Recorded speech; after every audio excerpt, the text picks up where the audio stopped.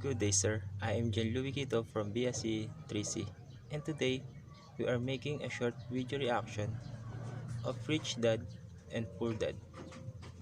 But for now, we are going to introduce who is Robert Kiyosaki.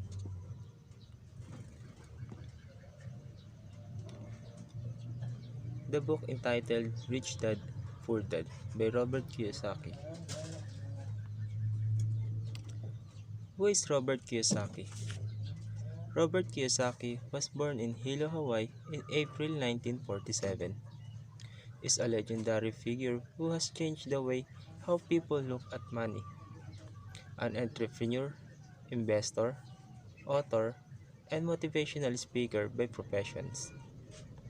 He usually said to have commented that the reason why most of the people today are struggling financially is because despite years of formal education and training, they do not know anything about money.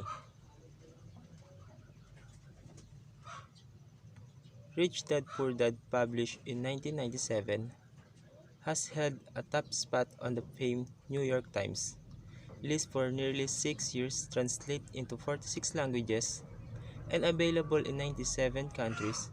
The Rich Dad series has sold over 26 million copies worldwide and has dominated bestseller lists across Asia, Australia, South America, Mexico, South Africa, and Europe.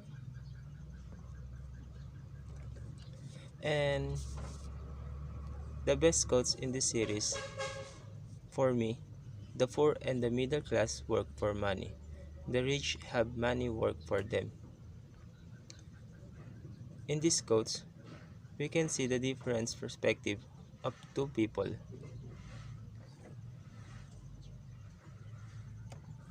Rich Dad Poor Dad summary.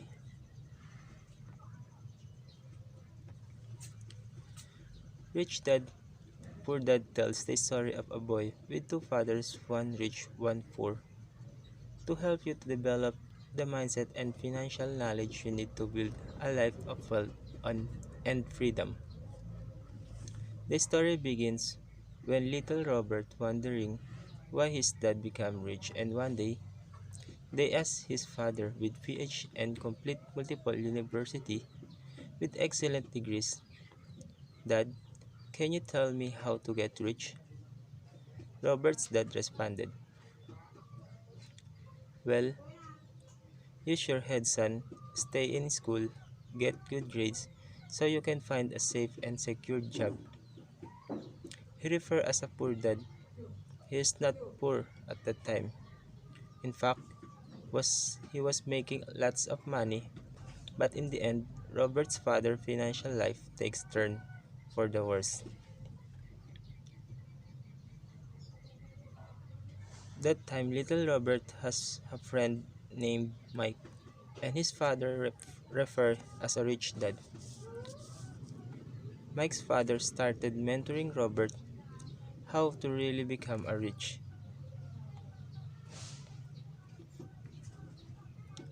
At this point, when the rich dad was not really rich yet but soon became to be one of the wealthiest men in Hawaii. Mike's father taught little Robert poor a strong financial foundation. These kinds of minds helps you a lot, and he also taught what is the difference between asset and liability. You need to buy assets if you want to be rich, because rich people acquire assets and the middle class acquire liabilities, but sometimes they think they are assets. The story, both dads work hard but the opposing attitude. Rich dad told study hard so you can find a good company to work for a while. For the poor dad told that study hard so you can find a company to buy. In that statement, the two dads have different perspective to become a rich. Robert learned from Rich that the truth about general population, their lives are run forever by two emotions, the fear and greed, that keeps you to up, stuck in patterns of get up, go to work, pay bills. Fear has them in this trap of working, earning money, and hoping fear will go away of not having money. Instead of controlling the fear, they react emotionally instead of using their heads. The other emotion which deserve some call it greed. In a second reason why people also work for money. They desire money for the joy that they think it could buy, but the joy that money brings is often short-lived and soon needs more money for more joy, more pleasure, more comfort, and more security.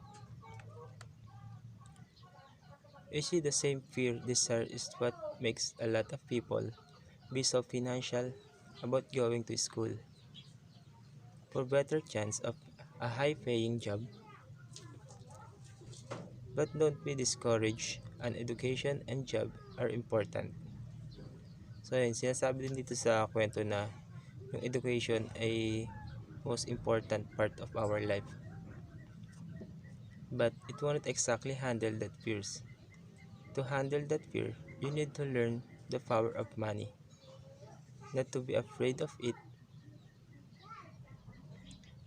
Rich Dad said learn to use your emotion to think, not to think with your emotions. That's why Robert Kiyosaki was one of the wealthiest people in the world. And this is my reaction paper from this from the book.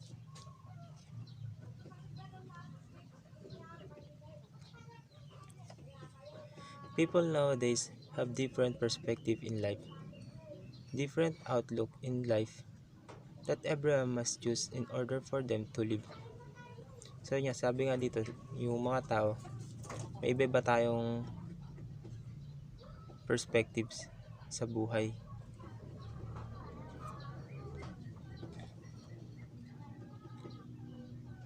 Most of them are struggling to make their decision because they are afraid to make a mistake and other people did not try to attempt. So yun nga, natatakot yung mga halos karamihan ng tao na sumubok or subukan yung isang bagay dahil natatakot sila magkamali. Kaya halos karamihan ng tao hindi na nila sinusubukan talaga. Usually yung mga middle class or poor class yung hindi nagtatry gawin yung mga bagay na dapat na gawin nila. That's why many of us are unable to get away from poverty. So yun, kaya hindi makaalis-alis talaga yung mga iba sa poverty. Being an individual, I experienced how hard to live without money, and suddenly, I realized that money can control the life of a person.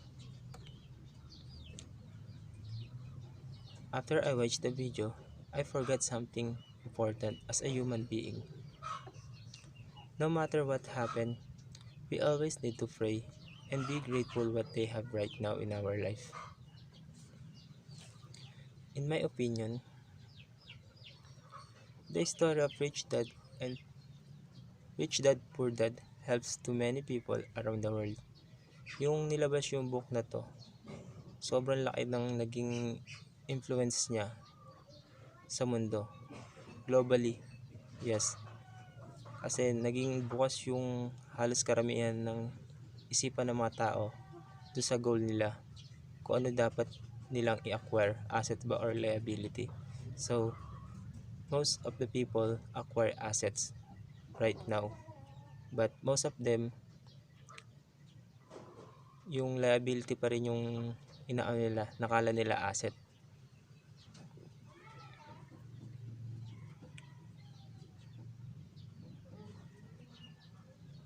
Because they train their minds to acquire assets than liability. Ayun yung sabi ko kanina, nag-acquire na sila ng assets than liability. They learn what most important part to become a successful is. For me, I will recommend these books to everyone because we need to change ourselves to be more competitive in terms of business and goal. So yun, nire-recommend ko tong books na to sa lahat because una sa lahat, kailangan natin baguhin yung sarili natin para matutunan natin kung paano sumugal because in this kind of business, we need to gamble everything, take a risk sa lahat. One of my favorite quotes in this book is, "The poor and middle class work for money. The rich have money work for them." So, in that statement, masasabi natin na sobrang iba mag-isip yung mga taong mayayaman kaysa sa mga middle class and poor because rich person acquire assets. So, yung mga mayayaman, nag-acquire sila ng mga assets na habang buhay nilang magagamit. Hindi tulad ng mga middle class or poor, nag-acquire sila ng liability. Nakala nila, asset na nila yon. Kaya hindi sila makaalis-alis dun sa estado ng buhay nila.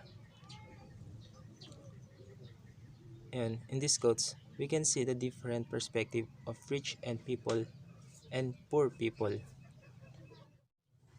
I conclude that financial literacy can help person build a strong foundation. So ayan, yung financial literacy, makakatulong talaga sa tao na makabuo ng strong foundation by knowing the difference between an assets and liability. Because assets and liability is very important to know its difference. Because pag pinili mo yung assets,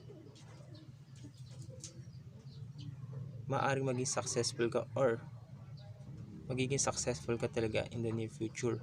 But if you choose liability, hindi natin masasabi kung magiging successful ka kasi nga liability yun. And as of now, alam natin yung pinagkaiba ng assets and liability. That financial literacy begins with working knowledge of accounting.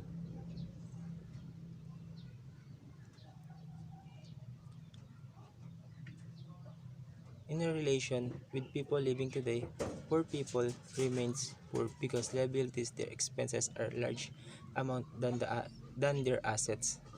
There's inequality between it and their whole life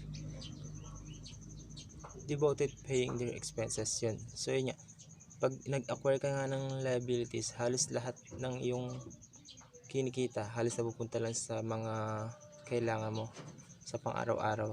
So doon lang napupunta sa mga expenses mo. Saktong-sakto lang yung mga kinikita mo para sa mga pang-araw-araw mong expenses. Also teach us not to mind other business. We must stand on our own and mind the things we have. We must strive to be successful and further nurture our own life.